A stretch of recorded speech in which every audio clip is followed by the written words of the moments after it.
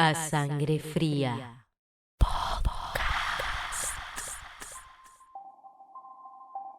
He llegado a creer que el mundo entero es un enigma inofensivo que se vuelve terrible por nuestro loco intento de interpretarlo como si tuviera una verdad subyacente. Humberto Eco.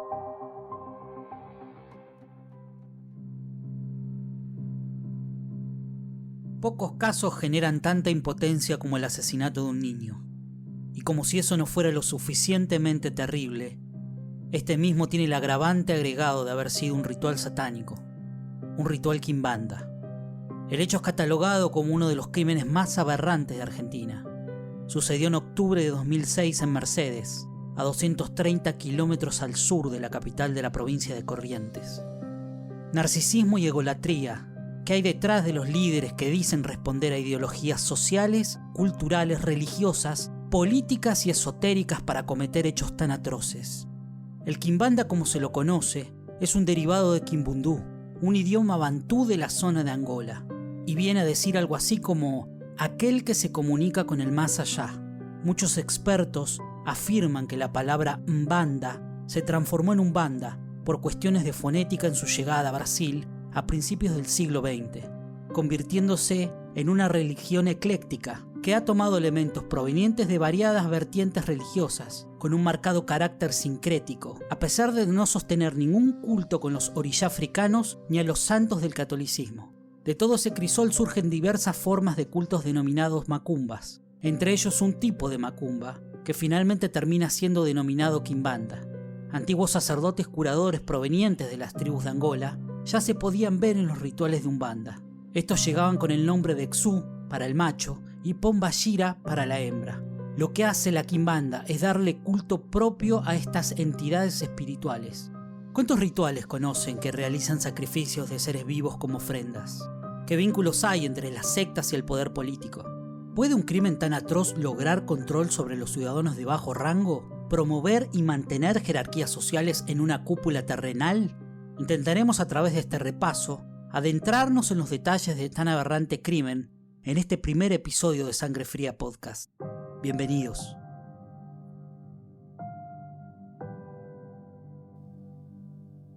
¿Cómo definir a este lugar en una sola frase? Bueno, gente que vive ahí dice que Mercedes es un lugar de día y otro lugar de noche. Una frase que escuchamos repetirse y repetirse en casi cualquier lugar de Argentina. Pero vayamos un poco más allá. Mercedes es una ciudad con menos de 40.000 habitantes, un par de plazas, un municipio y más calles de tierra que de pavimento.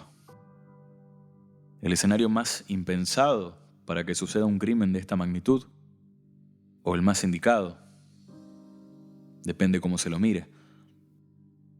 Este crimen sirvió para desentramar una red de delincuencia que sucedía, y quizás hasta hoy sucede, en los alrededores de la terminal de ómnibus. Venta de drogas, prostitución infantil, trata de personas, robos y algo más. Según las autoridades judiciales del lugar, los delitos que se cometen en Mercedes son siempre los mismos. Las denuncias están encabezadas por las lesiones físicas, producto de la violencia familiar y las peleas callejeras entre los chicos alcoholizados o drogados que andan por la calle. El segundo lugar por los robos y el tercero por abusos sexuales, que muchas veces suceden dentro de las familias, en los barrios más humildes. Las violaciones a menores, prostitución infantil o venta de drogas, son moneda corriente ahí, pero siempre quedan en la nada. Son temas de los que nadie quiere hablar, pero que todo el mundo sabe.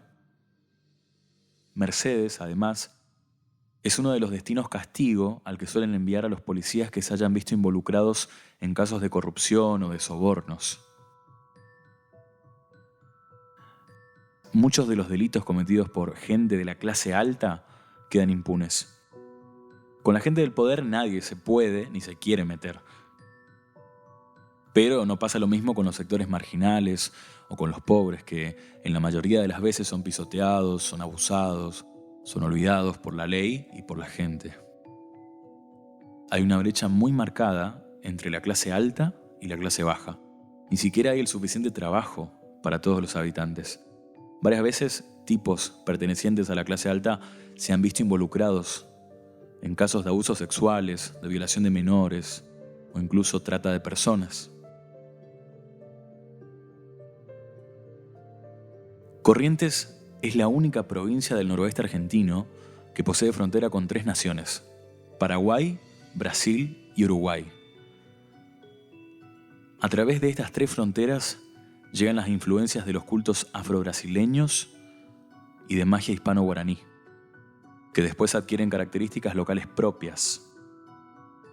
El desarrollo de este sincretismo en Mercedes se da en un contexto de marcadas desigualdades sociales, aunque hay que reconocer que también hay quienes hacen demanda de estos servicios para obtener poder social, político y económico.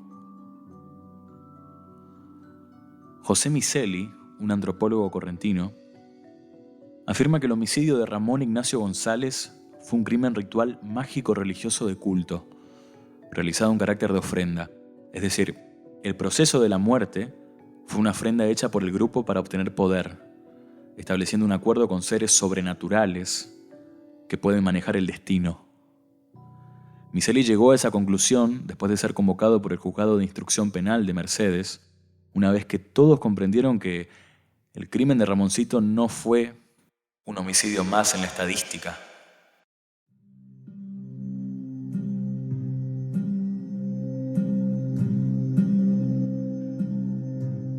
Una mañana de octubre del 2006, encontraron el cuerpo de Ramón Ignacio González cerca de las vías del tren. El cráneo estaba totalmente pelado y separado del tórax. Al cuerpo no le quedaba ninguna gota de sangre.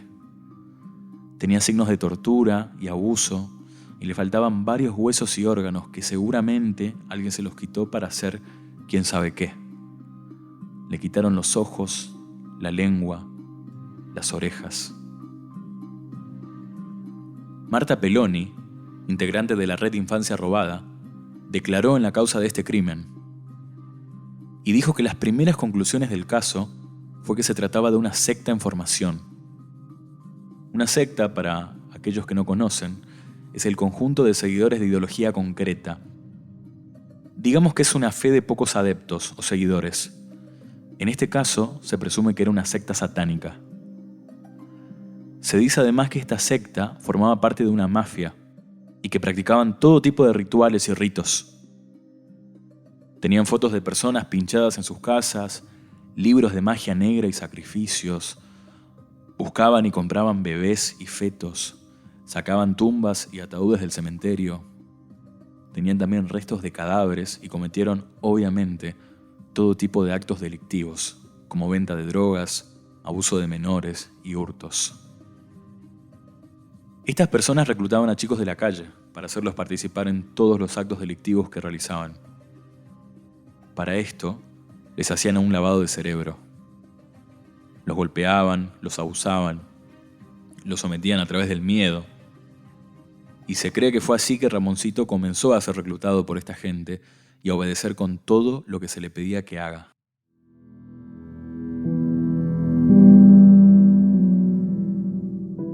Ramoncito era un nene de 11 años que vivía en un barrio muy humilde de Mercedes, junto a su mamá y a su hermano más chico. Iba a la escuela y cada tanto la gente lo veía vendiendo estampitas en la terminal de ómnibus para ganarse unos pesos, plata que después usaba para ir al ciber, donde pasaba mucho tiempo. Iba a la escuela a la tarde, soñaba un día egresarse y llegar a ser médico. Le decía a su mamá que Florencia, una chica del centro que siempre le compraba estampitas y lo ayudaba con la comida, le iba a ayudar también a ser médico. Después de un tiempo, la gente de la zona ya no veía tan seguido a Ramoncito en la terminal, ni en el ciber, ni en la escuela. La gente de la secta lo succionaba cada vez un poco más.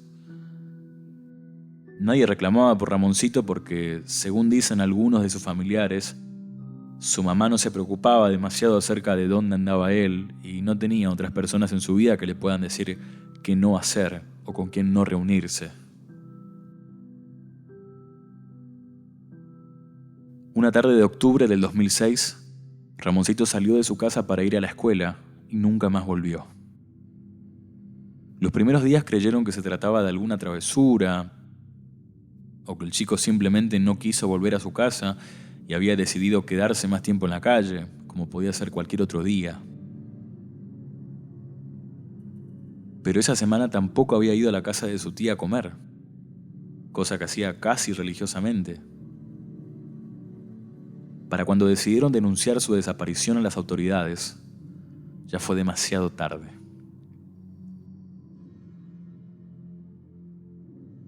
Una vez que se encontró el cadáver, se precisó de mucho tiempo pidiendo justicia. Tan solo para realizar el ADN del cuerpo, para comprobar que efectivamente se trataba de Ramón Ignacio González, tardaron 4 años. La sociedad mercedeña, acompañada de instituciones y de la familia de Ramoncito, marchó y marchó para que la investigación del crimen y el juicio se lleven a cabo. Aunque con el pasar del tiempo las protestas, las marchas, los pedidos de justicia fueron disminuyendo a tal punto de casi quedar en el olvido. Pero hubo una testigo clave en el caso con la que se pudo avanzar considerablemente en la causa. Se trata de Ramona Gauna, una amiga de Ramoncito que también había sido una de las cuantas menores reclutadas por esta secta. Las descripciones que Ramoncita hizo ese día fueron espeluznantes y surreales. Ella era obligada a ver y a escribir todo lo que le hacían a Ramoncito, además de participar en todos los rituales de alguna u otra manera. La menor habló de una serie de nombres, de rituales, de cosas muy raras que le hicieron a Ramoncito antes de su muerte. Ramonita cuenta que Ramoncito estaba sentado en un sillón marrón, que le acostaron en una mesa, le sacaron el pantalón, le inyectaron una inyección en sus partes de abajo, en los testículos, para que no sintiera nada. Esto fue en la casa de una mujer llamada Martina Ventura, una integrante de la secta, a la tarde, el martes anterior a la muerte. Después de eso lo dieron vuelta y lo dejaron boca abajo. En la parte del cuello le pusieron algo parecido a un alambre. Con una virome le dibujaron el cruce de 4 caminos, unas letras en la cabeza y un trébol en la espalda. Después le pusieron en el ano algo más grande que un palo. Lo dieron vuelta otra vez y Patricia, una de las enfermeras, le puso en la panza un libro que decía Puertos Satánicos. Ramonita estaba sentada, atada de pies y tenía que escribir el firmamento, las hojas donde se va escribiendo lo que va pasando. Pusieron un CD de Ataque 77 y tenía los temas Antihumano y Arranca Corazones. Cuando venía el estribillo, todos ponían las manos sobre Ramoncito y hacían una oración como las que hacen los evangélicos cuando dicen que le sacan el demonio, pero hablaban de Dios. Después llegó alguien que Ramonita describe con el nombre de King Kong, que abusó sexualmente de Ramoncito y tuvo relaciones con Patricia. Durante toda la tarde, e incluso hasta la noche, violaron y torturaron a Ramoncito entre adultos y menores que llegaban a la casa.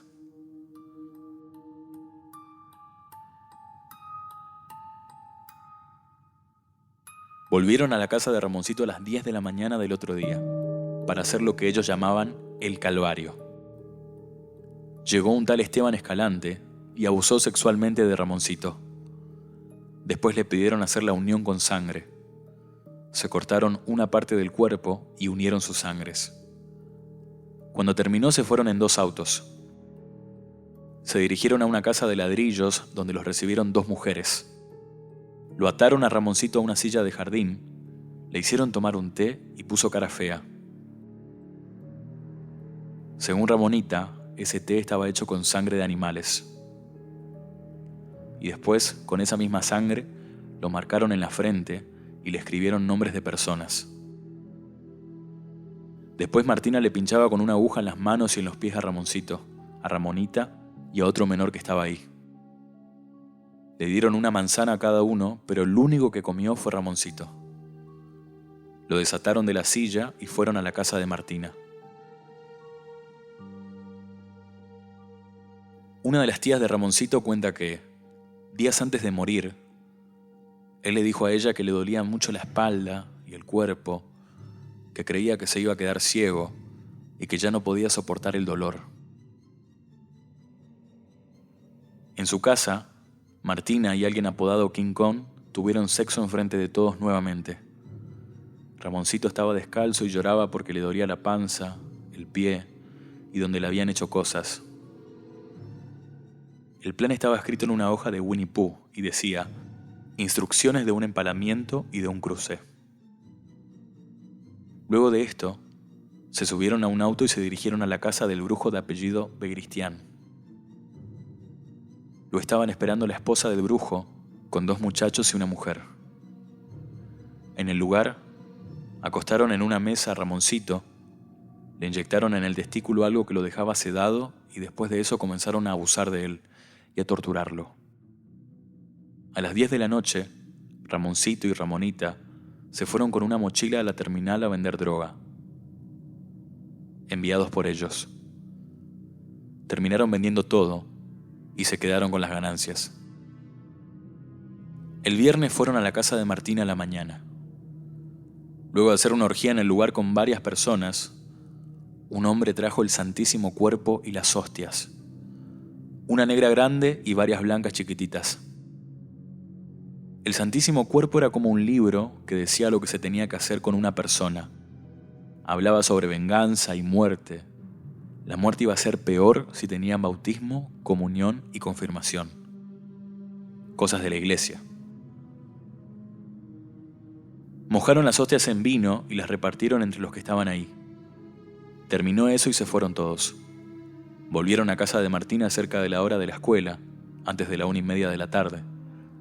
Ramoncito fue y le dijo a Ramonita que, si le pasaba algo, le dé una carta a Norma, su mamá, porque presentía que le iban a hacer algo. Ramonita contaba que ellos necesitaban una víctima que tuviera 1,60 m de altura y unos 40 kilos. Y él no medía ni pesaba eso. A las 4 de la tarde llegaron 2 hombres que comenzaron a abusar de Ramoncito. Un tercer hombre en el lugar se vistió de cura. Todas las instrucciones de lo que había que hacer llegaban a través de un teléfono celular que tenía Martina. A las 10 de la noche fueron a hacer la ofrenda en la casa de Osmar Aranda, un curandero. La ofrenda consistía en entregar un alma. En toda la casa había santos de distintas religiones y distintos credos, pero en una pieza solo había imágenes de San la Muerte. Osmar les dijo que tenían que darle su alma al jefe. Salieron de ahí y volvieron a la casa de Martina. Era sábado a la mañana. Martina Ventura llegó nerviosa. Tenía las manos con rasguños, se le caían las pulseras. En un remis, junto con Ramonita, salieron a hacer compras. En la florería compraron rosas rojas y una blanca, una docena de crisantelmos y 12 claveles rojos y uno blanco. Después fueron al supermercado, a un negocio de ropa y a uno de cotillón. Compraron, entre otras cosas, un vino tinto, comida y ropa para ella y para Ramoncito. Ramonita no sabía de dónde había sacado la plata Martina para comprar todo eso. Después la llevaron a la casa de un tal Villalba. La hicieron sentar en un sillón del comedor y leer una carpeta. Ramoncito estaba atado a una silla y tenía un corte en la cara. Después de que lo ataron, Ramoncito le daba nombres de personas a Ramonita, pero no se le entendía bien. Begristián, Rodríguez o algo así, le decía Ramoncito. Dijo que esas personas iban a ser las culpables si algo le pasaba. Le dieron un cuchillo a Ramonita y le dijeron que le hiciera un corte a Ramoncito en la cara, pero ella se negó. Mientras tanto, las demás personas que estaban en la casa hacían una orgía entre adultos y menores de edad. Lo desataron a Ramoncito y le dieron de comer y de tomar lo que habían salido a comprar antes. Después lo velaron como si estuviera muerto, pero estaba vivo. Ese día se pusieron a filmar y a grabar todo lo que hacían. A la tarde, Begristián le mostró a Ramoncito un papel que decía que le daban una oportunidad de salvarse. Ramoncito dijo que no, porque si él aceptaba, iban a sacrificar a otra persona. Siguieron con el ritual. Brindaron los presentes con vino y sangre y se pusieron a hacer lo último que dictó el teléfono celular. El mensaje decía que tenían que hacerle a Ramoncito un corte del otro lado de la cara. Le trajeron a un hombre que trabajaba como remisero para que le haga el corte. Este remisero había sido testigo que a Ramoncito le dieron la posibilidad de salvarse, pero la rechazó. El remisero le hizo el corte y le escribieron en la frente el nombre de Ramonita y el de 2 personas más. Después, todos se volvieron con Martina a su casa. A la noche de ese día fue la última bendición o veneración de Ramoncito. Querían hacerle unos cortes en las manos, como si fuera un estigma. Después salieron, recorrieron el cementerio, unas casas y unos negocios. Cuando volvieron a lo de Martina, ahí estaba Ana María Sánchez, una de las otras integrantes de la secta, junto a todos los demás miembros. Julio, Crisia, el Capo, Esteban Escalante, Patricia López, Fermín Sánchez, Daniel Alegre, Claudio Bete, B. Cristián y otras personas. Eran más de las 8 de la noche y empezó el calvario. Orgías, abusos, depravación, sangre, relaciones sexuales entre todos. De ahí se fueron a la casa de Osmar Aranda, el curandero de la secta y dueño de la casa donde mataron a Ramoncito. Entraron a la pieza. Había ahí un montón de imágenes de San la Muerte y otro montón de otros santos. También había una virgen. Ataron a todos los menores que estaban ahí presentes y pusieron una sábana fina blanca para que no vean lo que hacían. Pero igual vieron todo.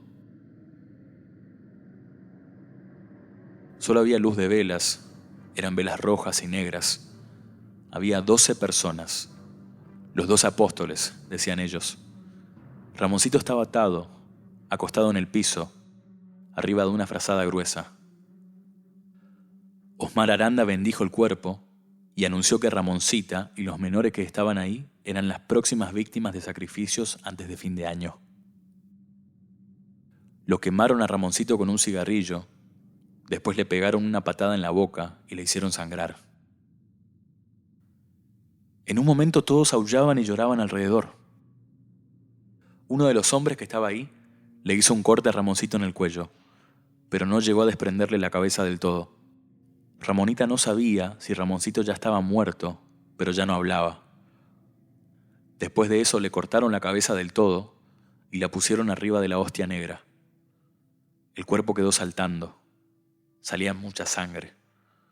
Un poco de la sangre la juntaron y el resto cayó en la frazada. Uno de los hombres de la secta agarró un cuchillo chiquito para sacarle la piel de la cabeza. Eran más de las 12 de la noche. Cargaron el cuerpo en el remis blanco de Jorge Alegre y fueron a dejarlo al lado de las vías. Ese fue el final de la historia, o más bien el principio. Algo desconocido para mucha gente es que en términos biológicos, la sangre de una persona torturada no es igual a la sangre de una persona que fallece en, digamos, condiciones normales. Al ser este un sacrificio ceremonial de ofrenda, la sangre de una persona torturada vale mucho más.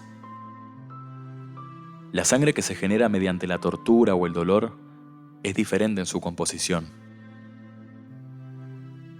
Por otra parte, las orgías son realizadas en estos rituales porque se dice que se pone en estado de alteración el cuerpo y se considera que la sangre cobra poder, sin tener en cuenta lo que significan las orgías para las religiones católicas y evangélicas. La descripción de la misa negra incluida en el libro de Francis Roland, encontrado por la policía en la casa de Ana María Sánchez, coincide en gran parte con el relato del crimen ritual hecho por Ramonita. Dice el libro: esta misa se celebra ante la imagen del demonio, a cuyos pies se extendía una cruz invertida. El hechicero consagraba 2 hostias, una negra y otra blanca. La blanca se la daba a un niño, por lo general hermoso e inocente de costumbres, y a quien se lo había preparado para tomar la primera comunión. Entonces se lo degollaba sobre las mismas gradas del altar. inmediatamente después de haber comulgado. Su cabeza, separada del cuerpo de un solo tajo, era colocada completamente palpitante sobre la gran hostia negra, y ambas ubicadas encima de una mesa en la que ardían 2 misteriosas lámparas.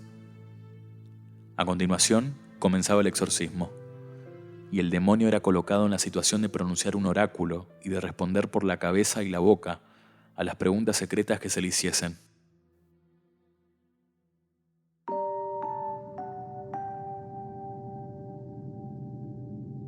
Pasó bastante tiempo hasta el primer allanamiento. La familia de Ramoncito no tenía plata para contratar a un abogado, y lo reunieron gracias a la ayuda de colaboraciones y de instituciones que luchan contra la prostitución infantil como Infancia Robada. Una vez que lograron tener representación en la justicia, el caso comenzó a avanzar, lentamente. Tuvieron que traer además a jueces y fiscales de otras regiones. En Mercedes no había personal suficiente para llevar a cabo el proceso penal. Se hicieron en total más de 50 allanamientos en los que, según el juez, hubo algunas situaciones raras, inexplicables.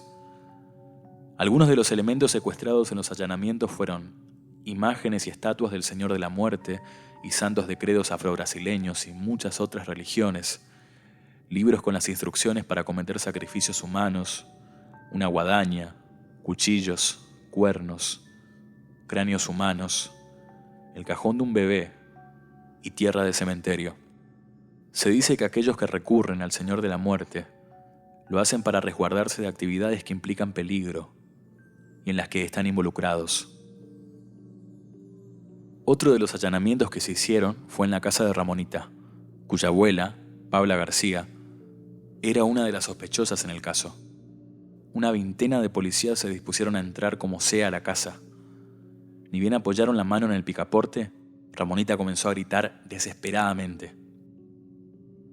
Parecía mentira que esos gritos salían de la garganta de una menor. El hermano de Ramonita, Juan, estaba sentado en un rincón, como ido, sin emitir palabra. El juez Gustavo Bufil y el secretario Pablo Fleitas entraron en la casa, seguido de los policías. Fueron al dormitorio de Ramonita, que estaba empapelado con fotos de la cantante Belinda, y comenzaron a despegar todas las fotos para ver si encontraban algún escrito o algo que sirviera de prueba. Pero lo más tenebroso de esta situación fue cuando el perito químico roció las paredes con luminol, una sustancia que brilla al ser iluminada con luz negra si ha sido aplicada sobre rastros de sangre. El perito sacó de su maletín la luz negra y antes de encenderla, dejó a oscuras el cuarto. Las paredes brillaban como carteles de neón. El químico pidió disculpas porque pensó que había preparado mal el luminol. No podía ser cierto que el cuarto entero estaba pintado con sangre. No había registro de nada igual en la historia de la provincia. Repitieron el proceso y volvió a pasar lo mismo. Todos quedaron sorprendidos con lo que acabaron de confirmar. Al marcharse del lugar, Ramonita les gritó: "No saben nada y no saben lo que les va a pasar". Después de eso, una ráfaga helada golpeó de frente a Pablo Fleitas y a Gustavo Bufil, dejándolos mudos. El perro policial que estaba detrás de ellos comenzó a aullar. ¿Sentiste eso?, le preguntó Gustavo a Pablo. Hubo además otro suceso durante el juicio a los implicados. Mientras los secretarios del juzgado acomodaban en la sala las 3 imágenes del Señor de la Muerte, una negra, una roja y una blanca, secuestradas de la casa de Osmar Aranda, de los parlantes salió la voz de una mujer diciendo: "Protege a tu siervo, Señor". Los jueces se miraron nerviosos. Pidieron orden en la sala y preguntaron quién había dicho eso. Nadie, dijeron los policías que vigilaban a los acusados. Los peritos técnicos dijeron después que habría sido una interferencia del sistema de audio de la iglesia evangélica que estaba a la vuelta. Habría sido, porque nunca se confirmó si fue. Una interferencia diciendo eso justo en el momento en que aparecen las imágenes del Señor de la Muerte. Es raro. Como si estos sucesos paranormales no hayan sido suficientes. Le sucedieron amenazas a los testigos, a los jueces, llamados a la madrugada, cartas con firmas de la mafia, intentos de asesinatos y todas las trabas posibles para no continuar con el caso, tanto naturales como sobrenaturales. Ramonita hoy es una testigo protegida. Vive en Corrientes Capital y estudia abogacía. Continúa con tratamiento psicológico para poder superar los traumas que vivió en Mercedes. Aún hoy convive con su abuela. Aunque hubieron varios condenados en el caso, hasta el día de hoy no se sabe de manera cierta quién fue la persona o las personas que encargaron este trabajo ritual, este sacrificio, y exactamente a cambio de qué. Tampoco se sabe si Ramoncito fue la única víctima de esta secta o fue solo la única que se conoció. El antropólogo José Miceli basó su tesis doctoral en la mágico-religiosidad de la gente en el espectro del curanderismo y explica que la aparición del cuerpo de Ramoncito, la forma en la que fue encontrado, tiene varios mensajes dentro de ella y no son cuestión de la casualidad.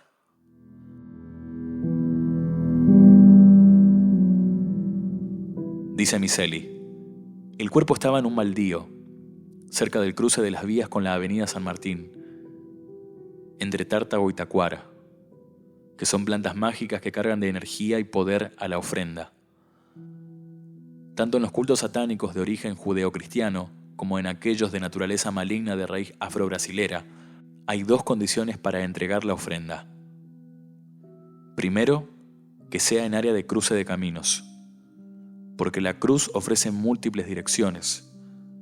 La unión de los dos brazos simboliza el punto de intersección de dos mundos. Y segundo, que sea en un lugar contaminado, como un basural. Los hombros apuntaban hacia el este, que es donde sale el sol, donde nace la luz, y los pies hacia el oeste, donde se esconde el sol, donde muere la luz. La decapitación se hizo de izquierda a derecha. El cráneo estaba a la izquierda del cuerpo. Había varias quemaduras de cigarrillo en el brazo izquierdo, la mano izquierda. Y como se sabe, al lado izquierdo se lo llama el lado del mal. En el cadáver, además, faltaba casi el 95% de la sangre. Y el chico, por su talla, debería haber tenido unos 4 litros, a pesar de estar desnutrido como estaba. Esto es indicador de culto a la sangre, símbolo de vida. La decapitación de la cabeza representa el poder de la mente y del espíritu, la parte más elevada del cuerpo humano vinculado por eso a la idea de superioridad. El 7 de octubre del 2006, la fecha del homicidio. El 7 es un número considerado sagrado por casi todas las religiones y cultos esotéricos, como se lo cree compuesto por la unión de la Trinidad Divina y los 4 elementos. Es el número donde se cruzan lo divino y lo terrestre. El 8 de octubre, la fecha en que dejaron el cuerpo cerca de las vías, el 8 es el número del renacimiento, de la regeneración. En el 8º puesto está la meta espiritual a la que debe llegar el iniciado luego de atravesar los 7 cielos, las 7 etapas del camino. Ramoncito fue violado y empalado en vida. Estas personas tomaron posesión del cuerpo y sometieron el espíritu a través del sufrimiento. Los peritos encontraron en el cadáver restos de la segregación hormonal de alguien que había sufrido mucho dolor. Ramoncito sufrió en vida y durante el proceso de su muerte, más todavía.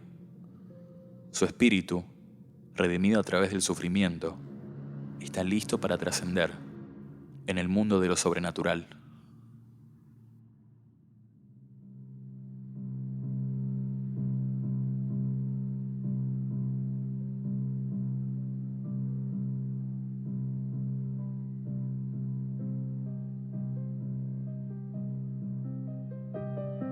Ramona Gauna, alias Ramonita, la joven que presenció el crimen de su amigo Ramón Ignacio González, intentó suicidarse al menos 3 veces, agobiada por las amenazas de muerte que recibía en su celular. Permanecerá como testigo protegida de por vida. Ramonita sufrió atentados contra su vida en 2 oportunidades. La primera, en que ella y su hermano Juan eran trasladados en un auto hacia un hospital en la ciudad de Corrientes. Una camioneta se cruzó en el camino e intentó hacerlos chocar. En la otra, enfermó al ingerir unos alimentos que habían llegado de modo poco claro a su casa, a través de la custodia policial.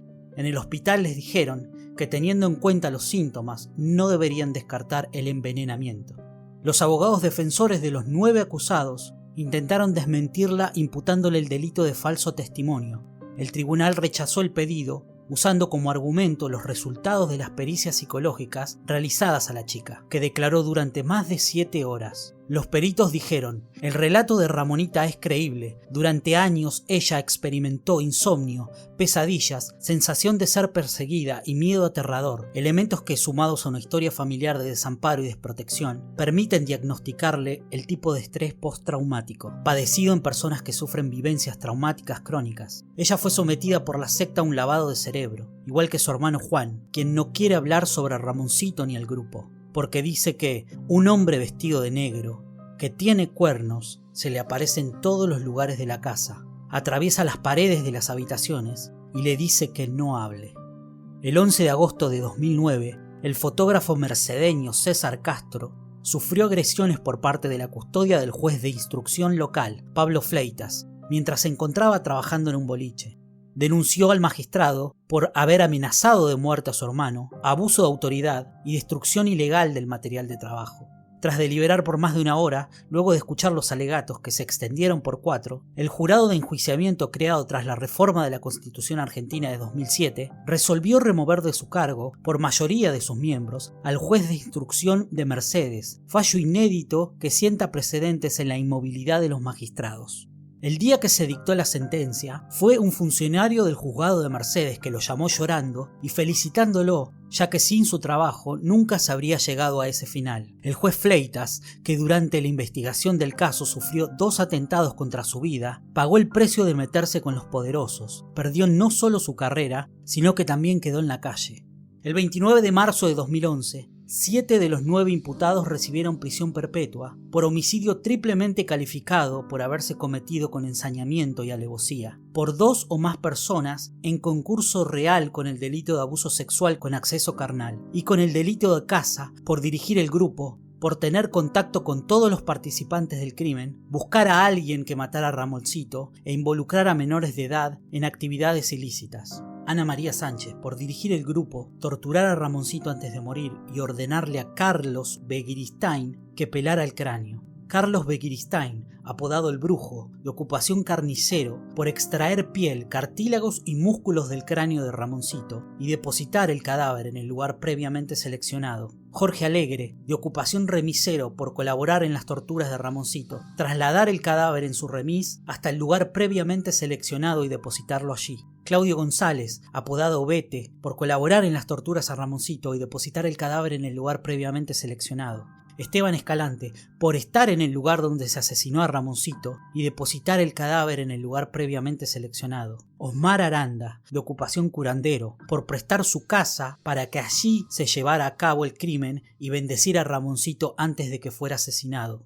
Los jueces absolvieron y dejaron en libertad a Fermín Sánchez, apodado Minchi, y a Patricia López, apodada Patila, de ocupación enfermera, acusados el primero de abusar sexualmente de Ramoncito y la segunda de haberlo drogado antes y durante el crimen ritual e indicar cómo debían decapitarlo. Poco más de un mes después de que se leyera la sentencia, el 11 de mayo de 2011, la policía arrestó a Daniel Alegre, acusado de decapitar a Ramoncito. Daniel Alegre estaba en la provincia de Córdoba, donde trabajaba como inspector de tránsito en la ciudad de Unquillo. Vivía prófugo, a la vista de todos con su nombre real. 5 meses después de que se leyera la sentencia y a 4 de que se detuviera Daniel Alegre, en septiembre, el Superior Tribunal de Justicia de Corrientes confirmó las 7 cadenas perpetuas y resolvió aplicarle esa misma pena a Fermín Sánchez y a Patricia López, que a esa altura ya habían desaparecido sin dejar rastro.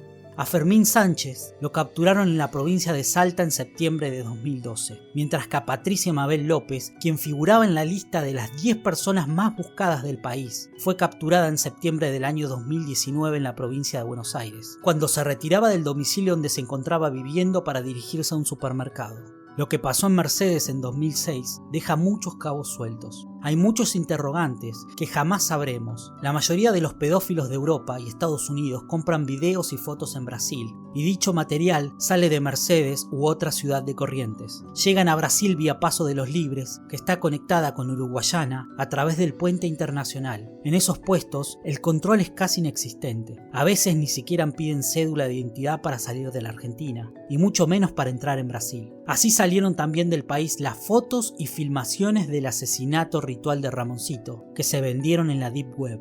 Pornografía infantil, turismo sexual, venta de órganos, tráfico de armas y de personas. Quizás algún día sepamos los nombres de los autores intelectuales del crimen, entre los que sin lugar a dudas hay gente del poder de la provincia, gente del poder con mayúscula. Hubo videos y fotos hechos en Mercedes con chicos captados por la secta que se vendieron en el exterior. Existe una fuente de identidad anónima que afirma que a un hombre poderoso de la zona, que era intendente de una ciudad cercana a Mercedes, le robaron un maletín con bastante plata de un intercambio en el baño de la terminal. La teoría dice que Ramoncito fue el ladrón y que lo que le hicieron no fue algo religioso, sino un ajuste de cuentas, porque se había quedado con la plata del maletín. El crimen, según la fuente, tenía 3 objetivos: castigar al que robó, marcar los límites de un territorio ante otros competidores en el tráfico de drogas y armas, y controlar a través del miedo a una sociedad en la cual la mágico-religiosidad ocupa un papel central. En ningún lugar del mundo pasaría inadvertido el homicidio de un chico cometido en el marco de un ritual satánico. Las bandas necesitan tener libre el centro de la provincia para distribuir desde ahí la droga que viene del Paraguay y de Brasil. La primera opción que tienen para distribuir a todos lados y llegar a Buenos Aires es la ruta que recorre la costa del río Uruguay.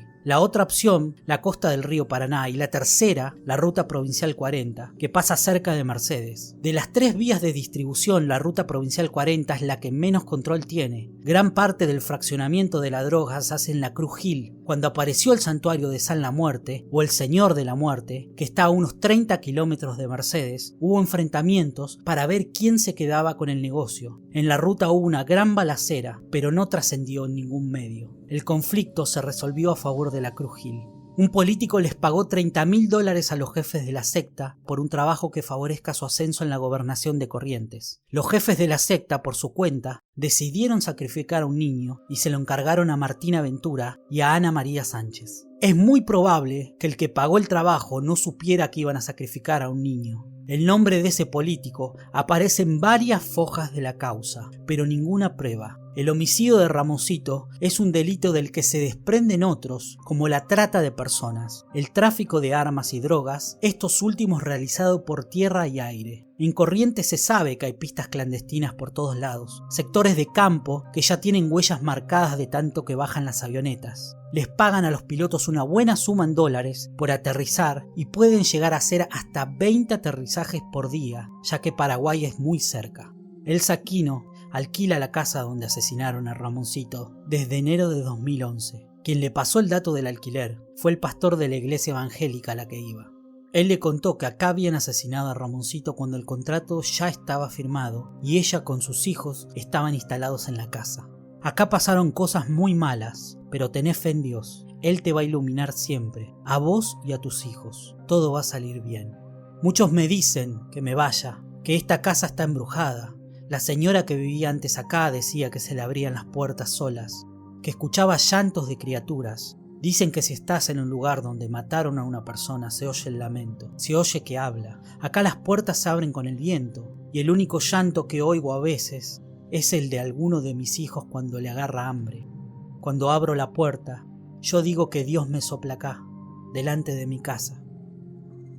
Para más información del caso pueden buscar el documento con testimonios de los protagonistas en el canal oficial de YouTube Detrás del Crimen, emitido en el canal 5 TV de Corrientes. el libro La Misa del Diablo, Anatomía de un Crimen, del periodista y escritor Miguel Prens, editado en 2013 bajo la editorial Tusquets, y que es a nuestra opinión la fuente más fiel y completa de la crónica de este caso, con una labor excelente del periodista, que es un muy buen libro y que sirvió de fuente de consulta permanente para este episodio.